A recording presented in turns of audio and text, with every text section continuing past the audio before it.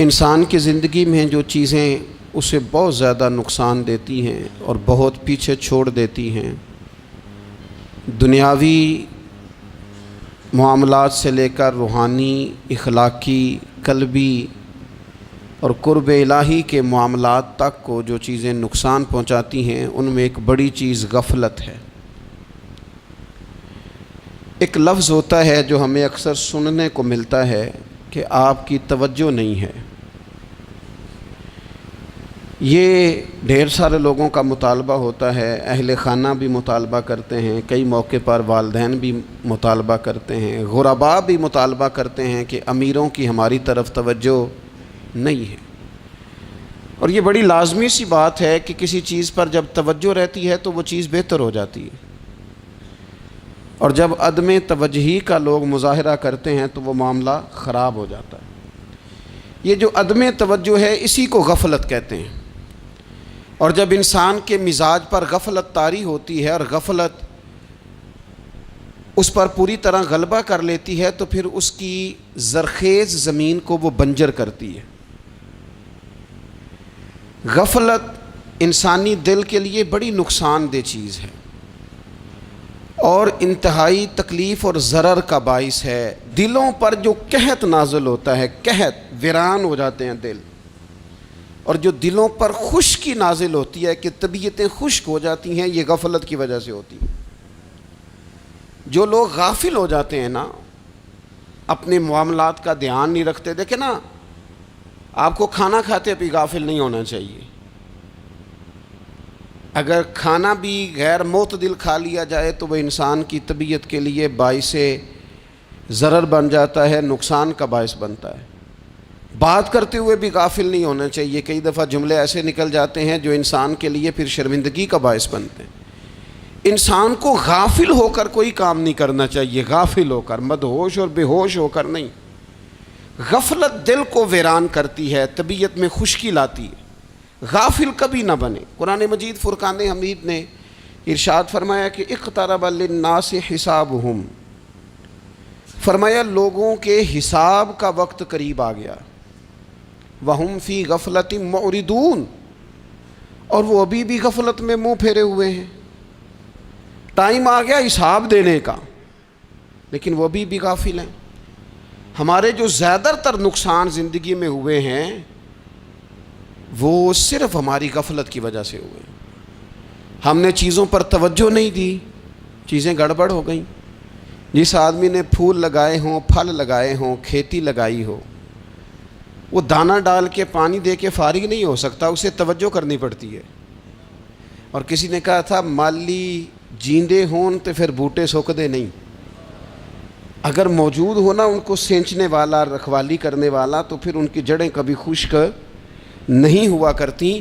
ہماری جو غفلتیں ہیں یہ بڑی ضرر کا باعث ہیں، نقصان کا باعث، اور مجبوری معاف ہوتی ہے، غفلت معاف نہیں ہوتی۔ اسکول میں پڑھتے تھے، مدرسے میں پڑھتے تھے، تو ایک مجبوری ہو گئی جی، خدا نخواستہ گھر میں کوئی پریشانی ہو گئی تو اساتذہ اس پر سزا نہیں دیتے۔ کوئی خوشی کا موقع ہے گھر میں، فیملی میں کسی کی شادی ہے، اساتذہ اس پر سزا نہیں دیتے۔ لیکن اگر کبھی پتہ چلتا تھا نا کہ یہ گھر سے تو آیا تھا لیکن مدرسے نہیں آیا، یہ اسکول نہیں آیا، رستے میں غافل ہو گیا، تو یہ بات خوفناک تھی۔ یہ قابل سزا جرم تھا کہ تو غافل ہو گیا اپنی پڑھائی سے، تو گھر سے آیا اور یہاں نہیں آیا۔ غفلت قابل سزا ہوتی ہے، مجبوری کی معافی ہوتی ہے۔ ہمارا آج کل جو مسئلہ ہے وہ غفلت کا ہے۔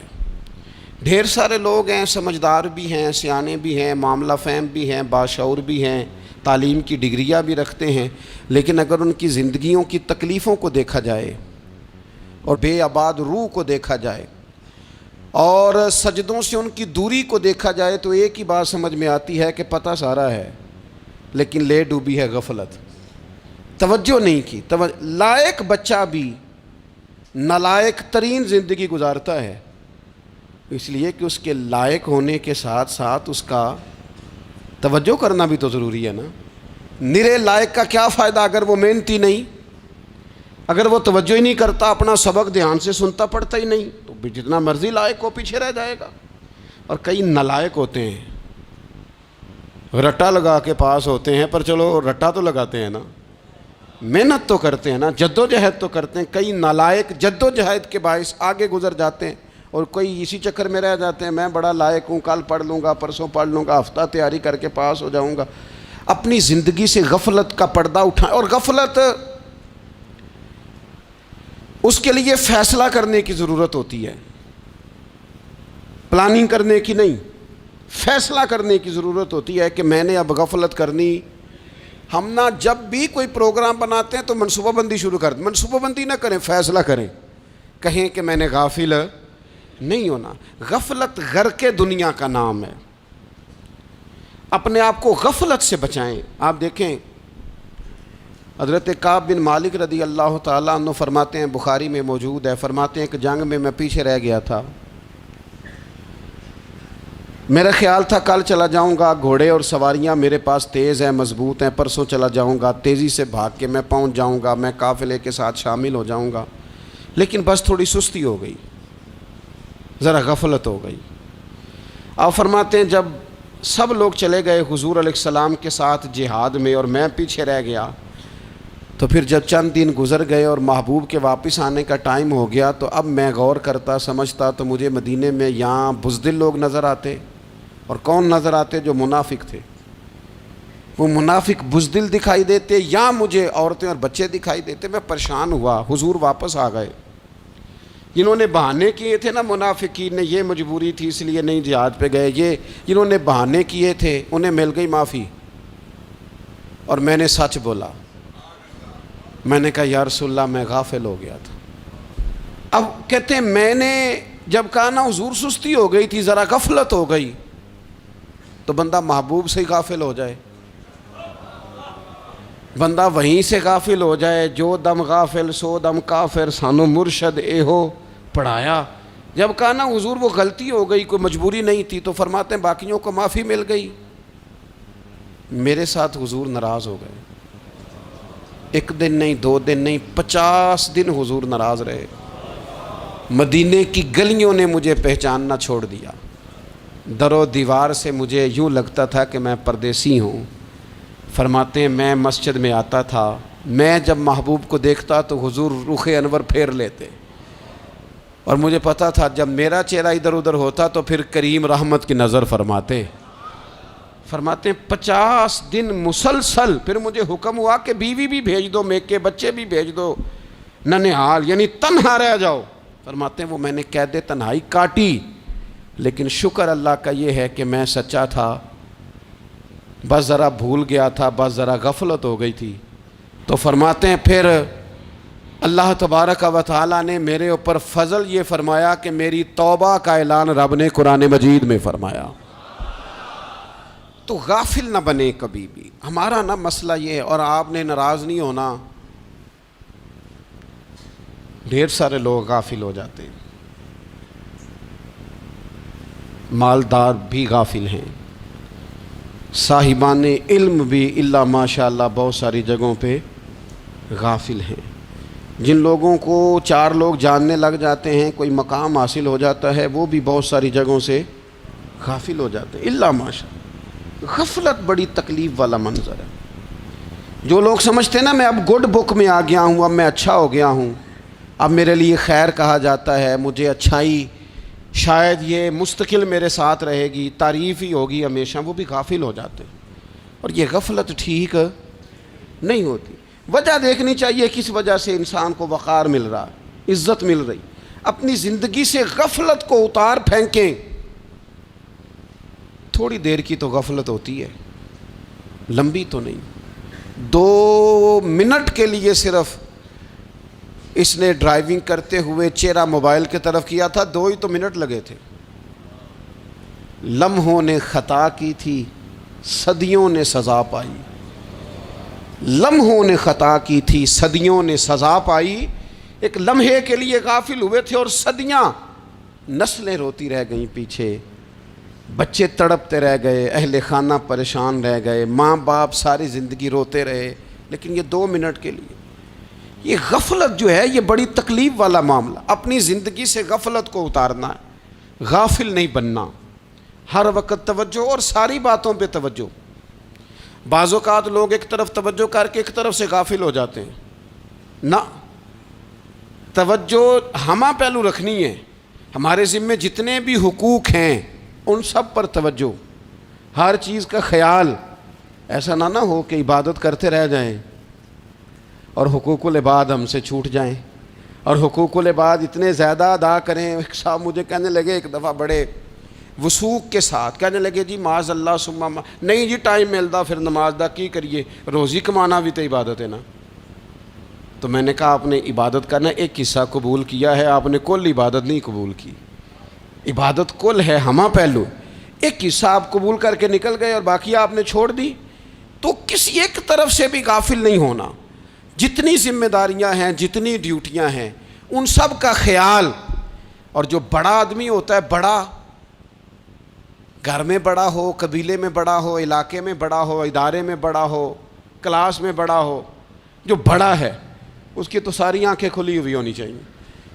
ایک ایک پر اس کی نظر ہونی چاہیے کہ میری کہاں ضرورت ہے، کہاں مجھے اشک شوئی کرنی ہے، کس کے ساتھ میں نے کس طرح محبت کا رویہ رکھنا ہے. غافل نہ بنے. اچھا جی اب کیسے پتہ چلے گا کہ ہم غافل ہیں؟ یہ کیسے پتہ چلے گا؟ آپ کسی بندے سے بھی پوچھ لیں حالات کیا ہیں تو کہتا ہے اللہ کا شکر ہے کبھی کسی کا دل نہیں دکھایا، اللہ کا شکر ہے جی زمانہ ہو گیا 5 نمازیں پڑھتا ہوں، اللہ کا شکر ہے جی. کیسے پتہ چلے گا غافل ہیں؟ پہلی علامت ہمارے علماء اور صوفیاء نے غافل بندے کی لکھی ہے. اس آئینے میں نے اور آپ نے اپنا آپ دیکھنا ہے. غافل بندے کی پہلی علامت یہ ہوتی ہے کہ وہ دنیاوی کاموں میں چست ہوتا ہے اور اللہ اور اس کے رسول کی فرما برداری میں سست ہوتا ہے. یعنی نماز کے وقت تو اسے نیند ستاتی ہے، پریشانی ہوتی ہے، لیکن اگر کسی جگہ مال مل رہا ہو، پیسے مل رہے ہوں، وہاں جانا ہو تو پھر اسے کوئی چیز بھی تنگ نہیں کر.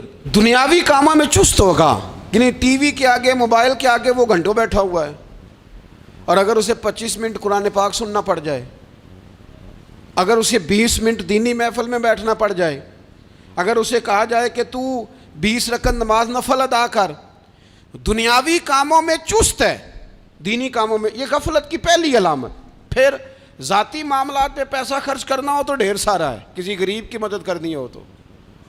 وہ ہمارے ایک دوست ہیں، وہ اکثر کہا کرتے ہیں، وہ کہتے ہیں آج کل کسی سے کہنا فلائی کام میں، دینی کام میں، کسی کی مدد میں کچھ 4 پیسے خرچ کرنے ہیں تو لوگ کہتے ہیں ہاتھ تنگ ہے. ہاں کوئی سستا پلاٹ ملتا ہو نا، اور اگر یہ سمجھ آ جائے کہ وہ مجبور ہے بیچارہ بیچنے والا، تو پھر کہتے ہیں میں 2-3 دوستوں کو پھاڑ لے سن. ذاتی کاموں میں جب بندہ چست ہو اور دینی کاموں میں سست ہو تو مطلب یہ ہے کہ بندہ غافل ہے. پہلی علامت غفلت کی. اور غفلت کی دوسری نشانی یہ ہے کہ انسان گناہ کے کاموں کو معمولی سمجھنے لگ جاتا ہے. یہ غافل بندے کی نشانی ہے. گناہ کو معمولی سمجھتا ہے، چھوٹا سمجھتا ہے. آج کل لوگ کہتے نہیں میں کو اکیلا کر رہا ہوں، ساری دنیا ہی کرتی ہے. اور جناب کیا ہو گیا اگر یہ غلطی ہو گئی تو بندے سے ہو ہی جاتا ہے. گناہ کو معمولی سمجھنا، چھوٹا سمجھنا اور کہنا پھر کیا ہو گیا ہے، انسان سے غلطی ہو جاتی ہے. آپ دیکھ لیں کہ سینکڑوں بیسیوں گناہوں کا بوجھ ہمارے سروں پہ ہوتا ہے، لیکن کوئی ہمارا دبدبہ ہے، کوئی ہماری گفتگو ہے، کوئی ہمارے جملوں میں خود پسندی ہے، کوئی ریاکاری ہے، کوئی تصنع ہے. یہ غافل بندے کی علامت ہے. نبی اکرم صلی اللہ تعالیٰ علیہ وآلہ وسلم نے فرمایا مومن اپنے گناہوں کو پہاڑ کی طرح سمجھتا ہے. یہ بخاری میں حدیث ہے.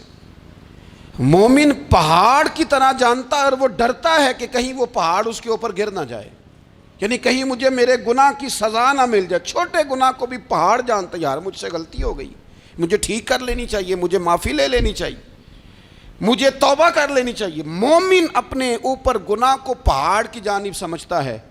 اور حضور علیہ الصلوۃ والسلام فرماتے ہیں کہ یہ جو فاسق اور فاجر ہوتا ہے نا، اللہ کا نافرمان، یہ گناہ کو مکھی کی طرح سمجھتا ہے، یہ سمجھتا ہے میں نے اشارہ کرنا ہے مکھی نے اڑ جانا ہے۔ مومن کی علامت یہ ہے کہ وہ پہاڑ جانتا ہے اگر غلطی ہو جائے تو پہاڑ۔ امام اعظم ابو حنیفہ رحمۃ اللہ علیہ گزر رہے تھے تو بارش ہو گئی تھی اور کوفہ میں کیچڑ تھا، تو آپ نے جو جوتے پہنے ہوئے تھے ان جوتوں سے چلتے ہوئے نا آپ کے پاؤں سے کچھ مٹی اڑی، تو سامنے ایک یہودی تھا، اب اس زمانے میں دیواریں کچی ہوتی تھیں، اس کے دیوار پر جا کے وہ مٹی جو تھی وہ لگ گئی۔ اب امام صاحب بڑے پریشان ہوئے کہ میں نے اس کی دیوار کو آلودہ کر دیا۔ یہاں تو لوگ اپنی اینٹیں رکھتے رکھتے کئیوں کی دیواریں توڑ ہی دیتے ہیں، اور پھر وہ اس پر ماننے کو بھی تیار نہیں ہوتے، تسلیم کرنے کو بھی تیار نہیں ہوتے۔ وہ کہتے ہیں پھر کیا ہو گیا، اب ہمارا یہاں گھر ہے تو ہم نے ٹرالی منگوانی نہیں تھی، ہمارا حق بنتا تھا۔ امام صاحب کے پیروں سے ذرا کیچڑ اڑا، یہودی کی دیوار پہ لگا، اس کی کچی دیوار تھی۔ امام صاحب پریشان ہو گئے، سوچنے لگے کہ اگر میں دیوار سے یہ کیچڑ اتارتا نہیں تو یہ بھی زیادتی ہے، میں نے اس کی دیوار کو گدلا کر دیا، اور اگر میں اتارتا ہوں تو کچھ مٹی اس کی دیوار کی بھی اتر جائے گی، کچی دیوار ہے، یہ بھی زیادتی ہے۔ مومن گناہ کو پہاڑ کی طرح سمجھتا ہے کہ کہیں گر نہ جائے، اس کی بھی کہیں سزا نہ مل جائے۔ امام صاحب نے اس کے دروازے پہ دستک دی، وہ باہر آیا تو اتفاق سے وہ آپ کا مقروض بھی تھا، اس نے پیسے دینے تھے۔ باہر نکلتے ہی کہنے لگا اوہ آپ تو قرض لینے آ گئے، میرے پاس تو ابھی گنجائش نہیں ادا کرنے کی۔ تو امام صاحب کہنے لگے تو قرض چھوڑ، وہ میں نے معاف کیا، میرے سے غلطی ہو گئی ہے، میں آ رہا تھا، لکڑی کے جوتے اس زمانے میں کھڑاؤں لوگوں نے پہنے ہوتے تھے، کہا وہ میرے پیروں سے ذرا کیچڑ اڑا ہے، تیری دیوار پہ لگ گیا ہے۔ اب میں بڑی دیر سے کھڑا سوچ رہا ہوں کہ اگر میں تیری دیوار صاف نہ کروں تو میں نے یہ میلی کر دی، گدلی کر دی، یہ بھی بات درست نہیں ہے، زیادتی، اور اگر میں اسے صاف کرتا ہوں کچی دیوار سے کچھ مٹی اتر جائے گی تو یہ بھی زیادتی ہے، اب تو بتا میں کیا کروں۔ تو بے موسمہ پھل تھا نا یہ، تو بے موسمہ پھل دیکھ کے بندہ حیران ہو جاتا ہے، جو باتیں روٹین میں نہ ہو رہی ہوں وہ ذرا انوکھی لگتی ہے، بندہ حیران ہو گیا، غور سے امام صاحب کا چہرہ دیکھنے لگا، غور سے چہرہ دیکھنے لگا، اور پھر تھوڑی دیر سوچنے کے بعد کہنے لگا حضور پہلے میں نے دین اسلام کے بارے میں پڑھا اور سنا تھا، آج میں نے دین دیکھا ہے۔ پہلے میں نے سنا تھا کہ دین اسلام اس طرح کا ہے، آج میں نے دین ہم نہ پوری دنیا کے کافروں کو دین سنانا چاہتے ہیں، دکھانا نہیں چاہتے، ہم نیک نظر آنا چاہتے ہیں، نیک بننا نہیں چاہتے، ہم نیک نظر آنا چاہتے۔ نتیجہ کیا نکلتا ہے کہ کچھ عرصے کے بعد پتہ چل جاتا ہے بندہ کس لیول کا نیک ہے، کیا معیار ہے اس کی نیکیوں کا۔ کہنے لگا حضور پہلے میں نے دین سنا تھا، آج دیکھا ہے۔ آپ وہ مٹی کی دیوار پر جو کیچڑ لگ گیا ہے، دیوار کو بعد میں صاف کیجئے گا، پہلے کلمہ پڑھائیں تاکہ میرے اندر کا کفر صاف ہو جائے، مجھے مسلمان کر دیں۔ تو غافل آدمی جو ہوتا ہے نا، وہ پھر تیسری بات، جب بندہ بہت زیادہ غافل ہو جاتا ہے پھر اعلانیہ گناہ کرنے لگتا ہے۔ ایک گناہ پھر اس کا اظہار گناہ، ایک بندہ حدیث پاک میں آتا ہے، ایک بندہ رات کو کوئی غلطی کرتا ہے، اللہ تعالیٰ اس پہ پردہ ڈال دیتا ہے، لیکن وہ سویرے خود لوگوں کو بتاتا پھرتا ہے میں نے یہ کیا، میں نے یہ کیا۔ جب آپ اظہار گناہ کرتے ہیں نا تو سامنے والا بھی دلیر ہوتا ہے، کہتا ہے اس نے کیا میں کر لوں گا تو پھر کیا ہوا۔ ہمارے علماء نے لکھا ہے کسی کی نماز قضا ہو جائے تو کسی کو بتائے نہ، قضا پڑھ ڈالے، اس کا جگہ جگہ ذکر نہ کرے۔ جب آپ کہیں گے نا میری قضا ہو گئی تو آپ کے ساتھ رہنے والا بچہ دوست سمجھے گا یار اس کی قضا ہو گئی ہے تو میری بھی ہو جائے گی تو کیا ہوا۔ گناہ کرنا بھی گناہ ہے اور گناہ کا اظہار بھی گناہ ہے۔ نبی اکرم صلی اللہ تعالیٰ علیہ وآلہ وسلم نے ارشاد فرمایا میری ساری امت کو معافی مل جائے گی سوائے ان لوگوں کے جو اعلانیہ گناہ کرتے ہیں۔ یہ بخاری مسلم دونوں میں حدیث موجود ہے۔ جو اعلانیہ گناہ، جنہوں نے خود ساری دنیا کو گواہ بنا لیا، میں نے یہ بھی جرم کیا، یہ بھی کیا، یہ بھی کیا، یہ بھی کیا، خود انہوں نے لوگوں کے، بہت بڑے غافل آدمی کی علامت ہے کہ گناہ کرے اور پھر اوپر سے اعلانیہ گناہ کرے، اتنا بڑا جرم کرے۔ پھر چوتھی علامت اگر ہم دیکھنا چاہیں کہ ہم غافل تو نہیں. تو غافل بندے کی چوتھی علامت یہ ہوتی ہے کہ وہ فضول کاموں میں وقت بڑا ضائع کرتا ہے. فضولیات میں ادھر بیٹھے ہیں ادھر بیٹھے ہیں, یہاں گپ شپ ہو رہی ہے, وہاں موبائل دیکھا جا رہا ہے, پھر کچھ ٹائم ملا ہے تو پھر کہیں دور دراز کسی ہوٹل پہ کھانا کھانے چلے گئے, پھر کچھ ٹائم ملا تو چلو نکلتے ہیں ذرا کوئی ہفتہ سیر کر آتے ہیں, یہاں گپ شپ ہے, فلاں کو ڈسکس کر لیتے ہیں, فلاں کے بارے میں بات کر لیتے ہیں, سیاسی تبصرے کر لیتے ہیں, یہ تھوڑی گفتگو ہو جاتی, چلے محلے داروں پہ تبصرہ شروع کرتے ہیں, کون روٹی زیادہ کھا رہا ہے اور کس کے پاس پیسے زیادہ آ گئے, چلو جا کے پتہ کرتے ہیں. حالانکہ یہ پتہ نہیں کرنا چاہیے تھا, پتہ تو اس کا کرنا چاہیے تھا جو بیچارہ کل سے بھوکا ہے. خبر تو اس کی رکھنی چاہیے تھی جس بیچارے کے گھر میں بچوں کے لیے پہننے کو کپڑے موجود نہیں ہیں. اس پر تبصرہ یہ کرتے ہیں کہ یہ محنت کیوں نہیں کرتے, اور اگر کسی پر اللہ عطا کر دے پھر حساب ضرور لگاتے ہیں کہ ذرا معلومات کرو یہ اتنی جلدی آگے کیسے نکل گئے. غافل بندے کی علامت ہے وقت کا ضائع کرنا اور فضول کاموں میں ضائع کرنا اور بلا وجہ ضائع, اور ایسے سوالات کرنا جن کی ضرورت ہی کوئی نہیں, بالکل ضرورت ہی نہیں, کوئی مطلب ہی نہیں, لیکن ہم لوگ وقت ضائع. یہ غفلت کی علامت. غفلت اللہ والوں کی علامت کیا تھی؟ ایک بات انہوں نے زندگی میں لے لی, سیکھ لی, پھر ساری زندگی اسی پہ گزار دی. ان کا ارادہ تھا نا کشکول سیدھا کیا. کچھ لوگ ساری زندگی لیکچر قبول لے کے سن کے پھر بھی سمجھنے کو تیار. یہ غافل دل کی علامت ہے. اس لیے نبی پاک صلی اللہ تعالیٰ علیہ وسلم نے فرمایا دو نعمتیں ایسی ہیں جن میں اکثر لوگ غفلت میں ہیں, ایک صحت اور دوسری فراغت. لوگ بلا وجہ وقت ضائع کرتے ہیں. اللہ نے صحت دی ہے, کسی خیر کے کام میں لگائیں. اگر آپ کے پاس فارغ وقت ہے تو قرآن پاک کو یاد کریں, ترجمہ اور تفسیر سے پڑھیں, محبوب پاک علیہ السلام کی احادیث کو یاد کریں, اللہ والوں کی باتیں سنیں.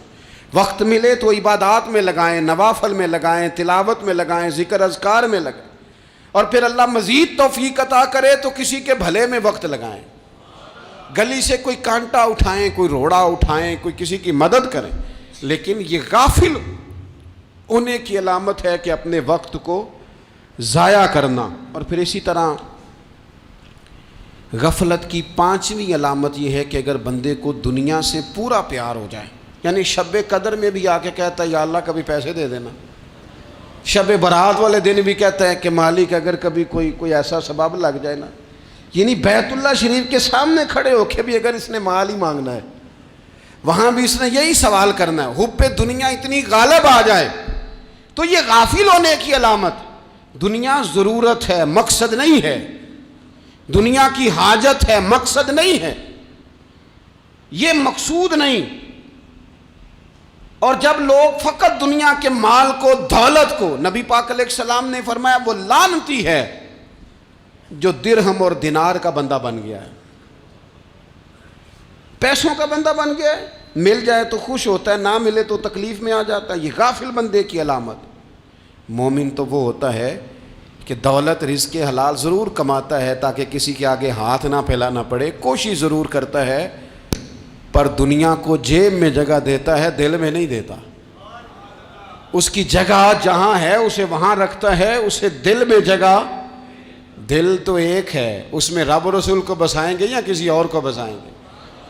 تو حب دنیا یہ غافل ہونے کی بہت بڑی علامت ہے. پھر اسی طرح جو بندہ رب کریم کو جانتا نہیں نا وہ بھی غافل ہو جاتا ہے. ایک تو جو یہ نہیں نہ جانتا کہ رب کریم سزا دے گا, مجھے دیکھ رہا ہے, اسے نہ اونگ آتی ہے نہ نیند آتی ہے, جو اس کی معرفت نہیں رکھتا کہ میرا رب ہر وقت مجھے دیکھ رہا ہے, وہ بھی غافل ہو جاتا ہے.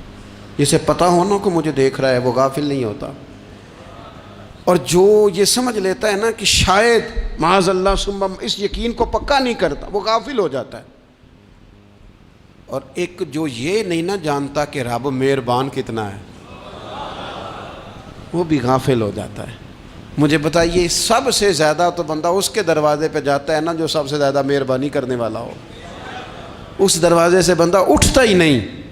تو جس کو یہ یقین ہو جائے نا سب سے زیادہ کرم فرمانے والی ذات اللہ رسول کی ہے, وہ کبھی رب رسول سے غافل نہیں ہوتا. وہ کبھی اللہ رسول کا دروازہ چھوڑ کے نہیں جاتا، وہ کبھی کسی اور جگہ جا کے پناہ تلاش نہیں کرتا۔ جسے پتہ چل جائے نا وہ کریم کتنا ہے، مہربان کتنا ہے۔ ملا رومی رحمت اللہ علیہ فرماتے ہیں بہت بڑا مجرم تھا ایک بندہ، بہت بڑا گناہگار تھا، بت کو پوجتا تھا، تھک گیا ساری رات بت کے سامنے کھڑا تھا، معاذ اللہ یا صنم یا صنم یا صنم کہتے، تھک گیا، نیند آ گئی، اونگ آ گئی۔ جب پوری طرح نیند آ گئی اور دماغ پہ نیند قبضہ کرنے لگی تو اس کے منہ سے نکل گیا، صنم صنم کہہ رہا تھا نا، نکل گیا یا صمد، او بے نیاز مالک۔ رب کریم نے فرشتوں سے فرمایا دوڑ کے جاؤ، جو کہتا ہے اسے دے دو۔ فرشتے کہنے لگے مالک وہ تو بت کو پکار رہا تھا، اس نے تو غلطی سے نام لیا ہے۔ فرمایا مجھے نہیں پتا، لیکن دیکھو نا اس نے مجھے پکارا تو ہے نا، کتنی دیر سے جھوٹے کو پکار رہا تھا، اس کا معاملہ حل نہیں ہوا، اب اگر سچے کو پکارنے پہ بھی حل نہ ہوا تو فرق کیا رہ جائے گا؟ دے دو جو مانگتا ہے، دے دو۔ میرے دوست گھر پتہ چل جائے وہ کریم کتنا ہے، وہ مہربان کتنا ہے۔ میرے رسول پاک علیہ الصلوۃ والسلام نے تو فرمایا تیری آنکھ سے اگر اس کے خوف سے اتنا آنسو بھی نکل گیا جتنا مچھر کا پر ہوتا ہے، تو جس طرح بھینس کے تھنوں سے نکلا ہوا دودھ واپس تھنوں میں نہیں نہ جاتا، جو اتنا بھی روئے نہ روئے اللہ کے خوف سے، وہ بندہ دوزخ میں نہیں جائے گا۔ تھوڑی دیر کے لیے ڈر جائے اپنے رب سے، آئے تو صحیح۔ عدم معرفت غفلت پیدا کرتی ہے، تو آ تو صحیح، وہ تو کریم ہی بڑا ہے، وہ تو مہربان ہی بڑا ہے۔ حضرت زنیرہ رضی اللہ تعالی عنہ حضور کی صحابیاں ہیں۔ ایام جو مکے کے تھے مسلمانوں پر بڑی آزمائش کے تھے، انہیں بڑا مارا کفار نے، اتنا مارا کہ ان کی بینائی چلی گئی، نظر آنا بند ہو گیا۔ کافروں کی عورتوں نے تانا دیا کہ تو نے ہمارے بت چھوڑے ہیں نا، تو دیکھنا تیری بینائی چلی گئی۔ تو جناب زنیرہ اللہ پہ بھروسہ، توکل، معرفت الہی کا جذبہ، اٹھ کے کھڑی ہو کہنے لگی چپ کرو، تمہارے جھوٹے بت کیا کر سکتے ہیں، میرا رب چاہے تو صبح جب میں اٹھوں تو میری آنکھیں روشن ہو، اگر کریم کرم کر دے۔ لوگ کہتے ہیں واقعی ایسا ہوا، جب وہ سویرے اٹھیں تو اللہ نے ان کی روشنی واپس کر دی تھی۔ تجھے پتہ چل جانا وہ مہربان کتنا ہے۔ وہ ایک بزرگ تھے تو ان سے کسی نے کہہ دیا کہ اگر آپ کا حساب آپ کے ماں باپ کے ذمہ ہو جائے تو پھر کیسا، پوچھنے کے لیے قیامت میں اگر ماں باپ حساب لیں تو پھر کیسا۔ تو بڑے سیانے لوگ تھے جو دل والے تھے، کہنے لگے نہیں، رب کریم ہی ٹھیک ہے، اس لیے کہ وہ ماں باپ سے کہیں بڑھ کر پیار کرنے والا ہے۔ اگر یہ معرفت مل جائے وہ کریم کتنا ہے۔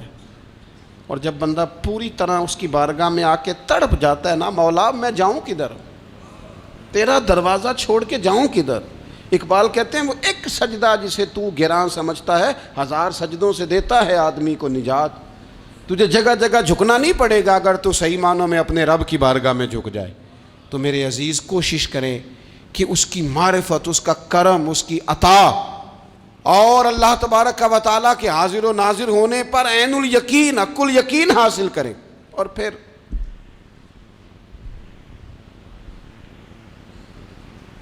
آٹھویں بات یہ ہے کہ غافل لوگوں کی صحبت بھی بندے کو غافل کر دیتی ہے۔ غافلوں کی صحبت میں نہ بیٹھیں، ان کی صحبت میں بیٹھیں جن کے پاس بیٹھنے سے دل میں رب رسول کی محبت پیدا ہوتی ہے۔ غافلوں سے بچیں۔ چنگیاں دے لڑ لگی ساں تے چولی چ پھل پئے، تے جدوں میں پیڑیاں دے سنگ رل گئی تے میرے اگلے بھی ڈل گئے۔ برے آدمی کی صحبت بندے کو غافل کر دیتی۔ غافلوں کی صحبت میں کبھی نہ بیٹھیں، کبھی نہیں۔ غافل آدمی آپ کو غافل کر دے گا۔ میرے نبی پاک علیہ الصلوۃ والسلام نے فرمایا انسان اپنے دوست کے مذہب پر ہوتا ہے۔ یہ بہت بڑے لفظ ہیں۔ فرمایا المرء علی دین خلیلہ، انسان اپنے دوست کے مذہب پر ہوتا ہے۔ تو دیکھ تو نے دوست کس کو بنایا ہے، جو تیرے دوست کا مذہب ہوگا وہی تیرا ہو جائے گا۔ ہم نے دوست بنایا نا غوث پاک جیلانی کو، ہم نے یاری لگائی ہے نا داتا علی اجمیری سے، ہماری نسبت ہے نا معین الدین اجمیری سے، ہمارا تعلق ہے نا بہاؤالدین زکریہ ملتانی سے، ہمارا رشتہ ہے نا حضرت مجدد الفسانی سے، ہم ماننے والے ہیں نا اعلیٰ حضرت بریلوی کے، ہمارا تعلق ہے کبھی جماعت علی سے کبھی مہر علی سے، ہمارا ان سے تعلق ہے تو صبح شام ہماری زبان پہ رہتا ہے بالغ العلا بکمالہ کشف الدجی بجمالہ حسنت جمیع خصالہ صلو علیہ وآلہ۔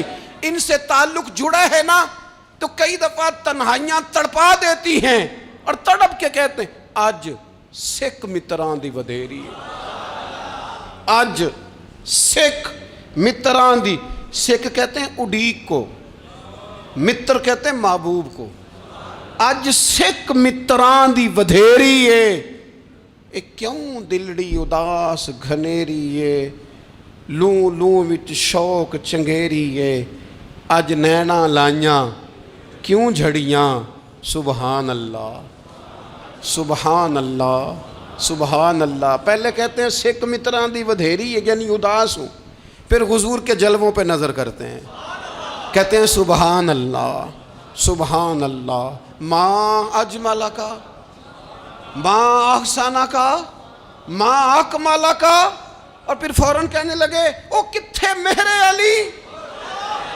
او کتھے مہر علی، کتھے مہر علی تے کتھے تیری سنا، اب ویکھو مشتاق اکھیں کتھے جاڑیاں، بلغ العلا بے کمال کشف الدجی بے، اور میرے اعلیٰ حضرت کہنے لگے سرور کہوں کہ مالک و مولا کہوں، باغ خلیل کا گلے زیبا کہوں تجھے، تیرے تو وصف عیب تناہی سے ہیں بری، حیران ہوں میرے شاہ میں کیا کیا کہوں تجھے۔ غافل آدمی کی علامت ہے برے لوگوں کی صحبت میں، خبردار ان کے پاس نہ بیٹھنا جن کے پاس بیٹھنے سے تمہارے دلوں میں اولیاء اللہ اللہ کے بندوں کی عداوت پیدا ہو، خبردار خبردار ان کے پاس نہ بیٹھنا جن کے پاس بیٹھنے سے تمہارے دلوں میں حضور کی اولاد پاک کے بارے میں شک پیدا ہو، خبردار اس شخص کے پاس نہ بیٹھنا جو امام حسین ابن علی کے بارے میں کوئی کمزور بات کرتا ہو، بچنا، خبردار اس سے بچنا جو حضور کے صحابہ کے بارے میں بات کرے، بچنا بچنا اس سے، جو سیدنا ابو بکر صدیق کے بارے میں کوئی، دیکھو کیا مقدر ہیں صدیق و فاروق کے، جن کے گھر ہی رحمتوں کے خزینے میں، بھلا کیا کہا نبی پاک، حضور نے فرمایا میرے اوپر جس نے نیکی کی تھی بدلہ دے دیا ہے، یہ جو میرے ابو بکر صدیق ہے نا، ان کو میں اللہ کی بارگاہ میں لے جاؤں گا، کہوں گا مالک تو ہی بدلہ عطا فرما۔ ایک ہاتھ میں جناب صدیق کا ہاتھ پکڑا، ایک میں حضرت عمر کا ہاتھ پکڑا، اور حضور مسجد نبوی سے باہر آ رہے ہیں، دیکھنے والے کی زبان سے بے ساختہ سبحان اللہ نکل گیا، کیا شان ہے کیا مقدر ہے۔ تو حضور علیہ السلام رک گئے اور روک کے فرمایا تو حیران ہو رہا ہے نا، تو حیران ہو رہا ہے نا کہ میں نے ایک ہاتھ میں ابو بکر کو پکڑا ہے، ایک میں عمر کو پکڑا ہے، فرمایا قیامت میں جب میری قبر کھلے گی تو میں اسی طرح قبر سے نکلوں گا، اس طرح میدان محشر میں میں آؤں گا۔ خبردار حضور ایک وفاداروں کے وفادار رہنا، ان کے وفادار رہنا، ان کے وفادار رہنا بڑا عجیب دور آیا ہے۔ ہم نے یہ دور دیکھا ہے کہ لوگ حضور کے صحابہ کے بارے میں بھی بات کریں گے، اب نبی پاک کی اولاد پاک کے بارے کو بھی ڈسکس کیا جائے گا۔ اپنا منہ تو دیکھ، اپنی حیثیت دیکھ، اور پھر وہ بندے دیکھ جن کو اللہ نے چن کے اپنے محبوب کی غلامی کے لیے حضور کے قریب بٹھایا ہے۔ تو بچنا ایسے لوگوں سے، پرہیز کرنا، خبردار عقیدہ ستھرا رکھنا، عقیدہ ستھرا رکھنا، صاف رہنا، پاکیزہ رہنا، غافلوں کی صحبت سے بچنا۔ بڑا ڈرتے ہیں اللہ سے، دعائیں مانگتے ہیں یا اللہ نسلوں میں بھی وہی بندے پیدا فرما جو عقیدے پکے رکھنے والے ہیں، وہ بندے پیدا فرما ہماری نسلوں میں۔ ایک وہ بندہ بھی غافل ہو جاتا ہے جو امیدیں لمبی لگا لیتا ہے، جن کے منصوبوں میں دولت بھی ہوتی ہے، گھر بھی ہوتا ہے، اولاد کا بڑا ہونا بھی ہوتا ہے، پوتے پوتیاں نواسے نواسیاں دیکھنا بھی ہوتا ہے، یہاں بھی گھر وہاں بھی گھر، یہ سیر، یہ سارا کچھ ہوتا ہے، لیکن رب کی بارگاہ میں پیش ہونا جن کے پیش نظر نہیں ہوتا۔ لمبی امیدیں۔ حضرت مولا علی شیر خدا فرمایا کرتے تھے، میں تم پر دو باتوں کا خوف کھاتا ہوں، جو ڈر آتا ہے، ایک یہ کہ تم خواہش کی پیروی کرو گے، جو نفس کی خواہش ہوگی اس کے پیچھے لگ جاؤ گے، اور ایک کہ تم لمبی لمبی امیدیں باندھو گے، اتنے سال جینا ہے، اتنے 100 سال جینا ہے، یہ کرنا ہے وہ کرنا ہے۔ منصوبہ بندی کریں مستقبل کے لیے، وہ بری نہیں، لیکن تیاری رکھیں، تیاری رکھیں، اس بات کا بھی خیال رکھیں کہ اللہ کی بارگاہ میں حاضر ہونا۔ یہ غفلت کی چیزیں ہیں جو بندے کو غافل کر دیتی ہیں۔ جو لوگ اللہ کا ذکر نہیں کرتے وہ بھی غافل ہو جاتے ہیں، اور جو فضول باتیں زیادہ کرتے ہیں نا، ہنستے زیادہ ہیں۔ فَلْيَضْحَكُوا قَلِيلًا وَلْيَبْكُوا كَثِيرًا۔ قرآن کہتا ہے زیادہ رویا کرو، کم ہنسا کرو۔ نبی پاک علیہ الصلوۃ والسلام سے پوچھا تھا حضرت عقبہ بن عامر نے کہ یا رسول اللہ نجات کس چیز میں ہے؟ تو نبی پاک علیہ الصلوۃ والسلام نے فرمایا ایک تو اپنی زبان قابو میں رکھو، دوسرا فرمایا اپنے گھر میں ٹھہرے رہو، تمہارا گھر تمہارے لیے کافی ہو، فضول نہ نکلو گھر سے، اور تیسرا فرمایا اپنی خطاؤں پہ رویا کرو۔ کثرت کلام اور فضول کلام اور بلا وجہ یہ بندے کو غافل کرتا ہے، دل کو سخت کرتا ہے۔ یہ چند چیزیں ہیں جو انسان کو غفلت میں ڈالتی ہیں۔ اپنے آپ کو ان چیزوں سے بچائیں اور غفلت کو توڑیں۔ آپ کے ذمے، میرے ذمے جو حقوق العباد ہیں ان کا پتہ کریں، جو اللہ رسول کے حقوق ہیں ان کی خبر دیکھیں، ہماری جو ذمہ داریاں ہیں ہم کس طرح انجام دے رہے ہیں اس پر توجہ کریں، اپنے معاملات کو ٹھیک کریں۔ ہم انسان ہیں، کوتاہیاں تو رہ جائیں گی، لیکن جب کوشش کریں گے تو پھر رب تعالیٰ مدد بھی فرمائے گا۔ ایک بات اور کرنی ہے، ایک تو میں نے عرض کیا غفلت کو توڑنا، ایک دوسری بات قرآن مجید کا ایک سبق اور، جب غفلت توڑنی ہے تو پھر لازمی طور پر ایک کام کرنا پڑے گا۔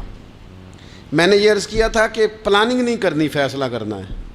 تو فیصلہ کرنا ہے تو کرنا کیا ہے؟ پھر قرآن حکیم نے سورہ بقرہ میں کہا فاستبقوا الخیرات،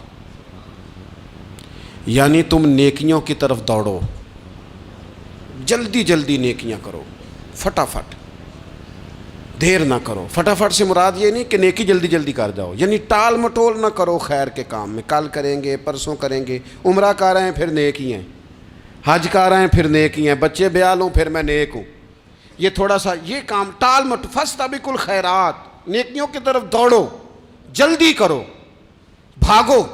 نبی پاک صلی اللہ تعالیٰ علیہ وسلم نے فرمایا 5 چیزوں سے پہلے غنیمت جانو۔ حضور علیہ الصلوۃ والسلام فرمانے لگے ایک تو تم جوانی کو نہ بڑھاپا آنے سے پہلے پہلے غنیمت سمجھ لو۔ نبی کریم صلی اللہ تعالیٰ علیہ وآلہ وسلم ارشاد فرمانے لگے کہ اپنی صحت کو غنیمت جان لو، بیماری آنے سے پہلے پہلے۔ پھر حضور علیہ الصلوۃ والسلام فرمانے لگے اگر اللہ نے تمہیں مال دیا ہے، وسعت دی ہے، تو نیکی کر لو، خرچ کر لو اللہ کے راستے میں، خدا نہ خواستہ تم پر غریبی آ جائے۔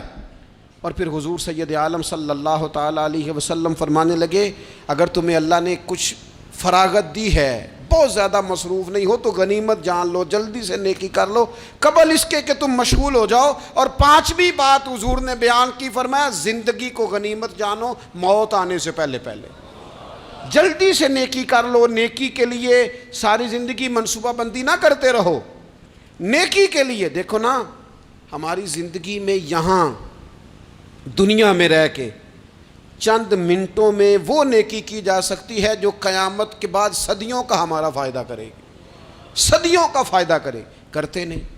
پلاننگ کر رہے ہیں، منصوبہ بندی کر رہے ہیں، بس تیاری کر رہے ہیں، بس حضرت آپ دعا کر دیں، اللہ تعالیٰ دعائیں بھی قبول فرمانے والا ہے، لیکن جو نیکی نصیب ہوتی ہے اسے جلدی سے کر گزریں، اسے فٹافٹ کریں۔ میں ایک گاؤں میں گیا، اب تو خیر وہ دور نہیں رہا، یہ 10-15 سال 20 سال پہلے نا جو نوجوانوں کی مصروفیات ہوتی تھیں ان میں سے ایک مصروفیت یہ ہوتی تھی کہ گندم لے کے چکی پہ جانا ہے، آٹا پسوا کے لانا ہے۔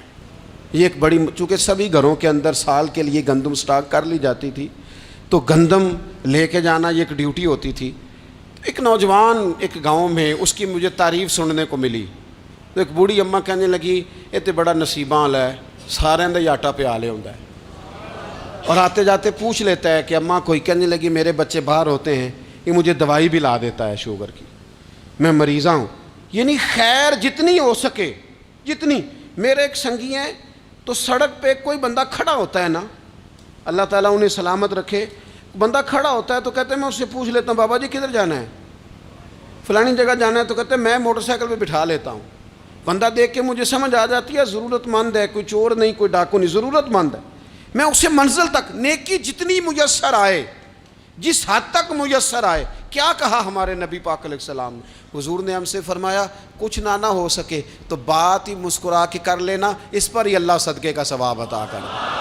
فاستبقوا الخیرات، جلدی سے نیکی کر لو، اپنے نامہ اعمال میں روز نیکیاں جمع کرو، کوئی نہ کوئی خیر کا کام روز کرو اور جلدی سے کرو۔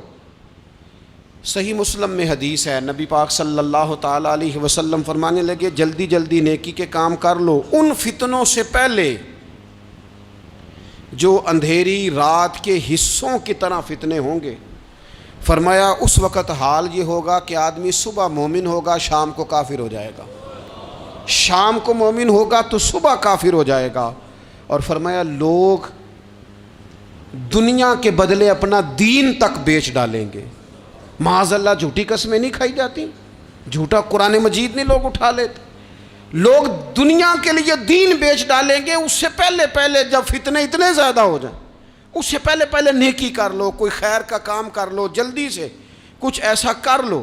حضرت عقبہ بن حارث رضی اللہ تعالیٰ عنہ فرماتے ہیں یہ دیکھیں ہمارے نبی پاک علیہ السلام کی سیرت کیا ہے، حضور کا اسوہ کیا ہے، نبی پاک علیہ السلام ہماری تربیت کس طرح کرتے ہیں۔ حضرت عقبہ بن حارث رضی اللہ تعالیٰ عنہ کہتے ہیں ہم نے نبی پاک علیہ السلام کے ساتھ عصر کی نماز پڑھی، یہ صحیح بخاری میں موجود ہے۔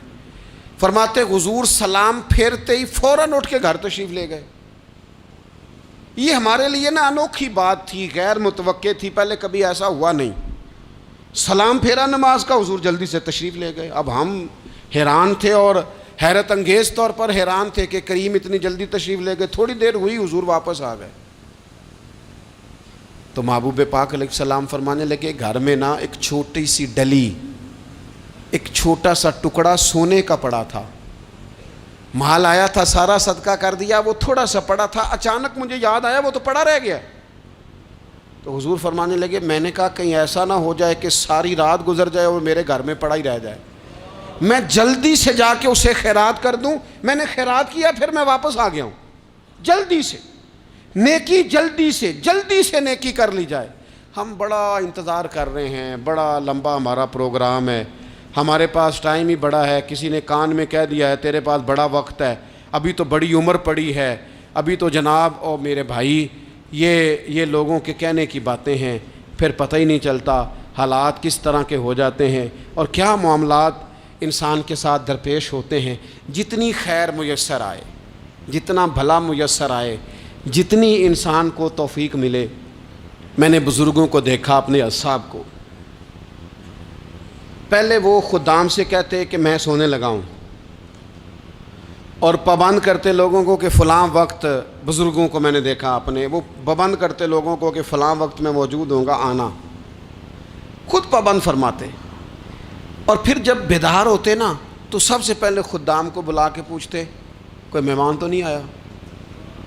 وہ جناب آپ نے خود ہی تو پابند فرمایا فلاں دن آنا۔ کہنے لگے چل یار اگر کوئی آیا تو مجھے ملا لو، میری ملاقات کرا لو۔ کیوں؟ اس لیے کہ دور سے آیا ہے، مجھ سے ملنے آیا ہے، کوئی خیر کی بات سیکھنے آیا، چلو میرے نامہ اعمال میں کوئی نیکی جائے گی، کچھ نہ کچھ خیر جمع کر لی جائے، کچھ نہ کچھ ڈیوٹی کر لی جائے، کچھ کام کریں اور جلدی سے کریں۔ حضرت جابر ابن عبداللہ انصاری رضی اللہ تعالیٰ عنہ بیان کرتے ہیں، یہ بھی بخاری میں موجود ہے، کہتے ہیں ایک صحابی نبی پاک علیہ السلام کی بارگاہ میں حاضر ہوئے غزوہ احد کے موقع پر، اور حال ان کا یہ تھا کہ وہ کھجور کھا رہے تھے اور کھجور انہوں نے منہ میں رکھی ہوئی تھی۔ حضور کی بارگاہ میں حاضر ہوئے اور عرض کرنے لگے یا رسول اللہ صلی اللہ تعالیٰ علیہ وسلم اگر میں شہید کر دیا جاؤں تو کہاں جاؤں گا؟ حضور فرمانے لگے جنت میں۔ تو کہتے ہیں انہوں نے جو کھجور منہ کے اندر تھی وہ انہوں نے نگلی نہیں، اندر نہیں لے گئے، اس کو باہر نکالا اور دوڑ کے آگے بڑھے اور جنگ کرنی شروع کر دی۔ اور لڑتے لڑتے شہید ہو گئے۔ کیا سبق دیا انہوں نے؟ سبق یہ دیا کہ نیکی کرنے میں اتنی دیر بھی نہیں کرنی جتنی کھجور کھانے میں دیر لگتی ہے۔ جلدی سے نیکی کرنی ہے، فٹافٹ نیکی کرنی، اس کے اندر ٹال مٹول نہیں کرنا۔ اسی وقت انہوں نے کھجور باہر نکال دی، دوڑ کے انہوں نے حضرت انس بن نضر رضی اللہ تعالیٰ عنہ، حضرت انس بن مالک رضی اللہ تعالیٰ عنہ کے چچا ہیں، میدان احد میں نا، احد پہاڑ کے قریب کھڑے تھے، لوگوں سے کہہ رہے تھے جلدی جلدی ادھر آؤ، وہ جنت جو انسان کو انتقال کے بعد نصیب ہوگی اور قیامت کے بعد نصیب ہوگی، فرماتے تھے مجھے تو ابھی احد پہاڑ کے اندر سے جنت کی خوشبو آ بھی رہی ہے، لہذا جلدی سے آؤ، ادھر دوڑو، جہاد کرو، آؤ کفار سے لڑیں۔ تو نیکی میں دیر نہیں کرنی، جو نیکی میسر آتی ہے، جس کو میسر، ماں باپ میسر ہیں تو خدمت کر لیں، اہل خانہ ہیں تو حسن سلوک کر لیں، اللہ نے اولاد دی ہے تو اچھی تربیت کر لیں، دوست ہیں تو خیر خواہی کر لیں، اگر آپ کو اللہ رمضان عطا کرتا ہے تو زیادہ سے زیادہ اس کی عبادت کر لیں، اگر نظر ٹھیک ہے تو تلاوت زیادہ سے زیادہ کر لیں، زبان چلتی ہے تو رج رج کے مدینے والے محبوب پہ درود و سلام پڑھ لیں، اللہ تعالیٰ کا ذکر کر لیں، جلدی سے خیر جمع کریں، اپنے وقت کو ضائع نہ کریں۔ یہ آج کا سبق ہے۔ ایک تو ہم نے فیصلہ کرنا ہے کہ بس غفلت نہیں، اب غفلت، اب انشاءاللہ اللہ اللہ کرنی ہے، اب کوئی خیر کا کام کرنا ہے۔ میرے حضرت کا ایک جملہ کبھی نہیں بھولنا، فرمایا کرتے تھے زمین کے اوپر کام، نیچے جا کے آرام۔ یہ چھوڑ دیں، اتنے گھنٹے سونا ہے تو یہ کرنا ہے تو میری نیند میں دخل کوئی نہ ڈالے، پھر سوتے ہی رہ جائیں گے، سوتے ہی رہ جائیں گے۔ زمین کے اوپر کام اور نیچے جا کے جاگنا ہے، جاگ لے افلاک کے سائے تلے، پھر حشر تک سوتا رہے گا خاک کے سائے تلے۔ اب جاگ لے افلاک کے سائے کے نیچے، جاگ، کھول آنکھیں، ہر وقت کا سونا، ہر وقت سونا، ہر وقت جو اپنے آرام کی فکر کرنا، اس سے نکل آئیں اور اچھا کھانا اور اچھا پہننا اور بس اپنی مرضی کی زندگی من چاہی جینا، اس سے باہر آئیں۔ فیصلہ کریں، فیصلہ کہ اب غفلت نہیں کرنی، اگر اللہ نے کوئی صلاحیت دی ہے تو اسے دین کے کام پہ لگانا ہے، کوئی ڈیوٹی کرنی ہے، کوئی خدمت کرنی ہے۔ دیکھو خدمتیں ہو رہی ہیں، صدیق اکبر مال دے رہے ہیں، عثمان غنی مال دے رہے ہیں، مولا علی نے تلوار پکڑی ہے، میدان میں جا رہے ہیں، فاروق اعظم گلی گلی نگر نگر رسول اللہ کے دین کی پہرے داری کر رہے ہیں، حضرت جناب سیدنا سلمان فارسی ابو ذر غفاری حضور کی مسجد میں جھاڑو دے رہے ہیں، اور بلال حبشی وہ نبی پاک کی مسجد میں اذان پڑھتے پڑھتے رب نے اتنا عروج فرمایا کہ کعبے کی چھت پہ کھڑے ہو کے بھی اذان پڑھنی شروع، انہوں نے اذان دے دی۔ تو کوئی کام کرنا ہے، غفلت کو توڑنا ہے اور نیکی کرنی ہے، ذرا جلدی جلدی خیر کا کام کرنا ہے، نہیں ایسے نہیں، فٹافٹ۔ کیسے جی؟ فٹافٹ۔ تو فٹافٹ کام کریں خیر کا، جلدی جلدی۔ تو یہ خیر کا کام فٹافٹ، جلدی جلدی اور بڑی جلدی اور دوڑ دھوپ کے، اور جب آپ کرتے جائیں گے نا تو پھر اللہ تعالیٰ مواقع بناتا جائے گا۔ آپ سے میری اپیل ہے، بالخصوص میرے ساتھ جو وابستہ سنگی ہیں، جو پیار کرنے والے ہیں، دو باتیں آج آپ نے لے کے جانی ہیں گھر۔ یہی لنگر ہے، یہی آپ کے لیے دعا ہے، یہی ہمارے بزرگوں کا فیض ہے، یہی نصیحت ہے کہ آپ نے یہ دو باتیں لے کے جانی ہیں۔ غفلت توڑ دینی ہے، فیصلہ کرنا ہے کہ آج کے بعد غافل نہیں ہونا، اور دوسری یہ بات لے کے جانی ہے کہ نیکی جلدی جلدی، فٹافٹ فیصلہ، فٹافٹ نیکی، ایک کر کے پھر انشاءاللہ دوسری کر کے پھر انشاءاللہ تیسری کر کے پھر انشاءاللہ چوتھی، یہ شروع کرنی ہے، اور آپ دیکھیں گے اللہ تعالیٰ مہربانی فرمائے گا، مدد کرے گا۔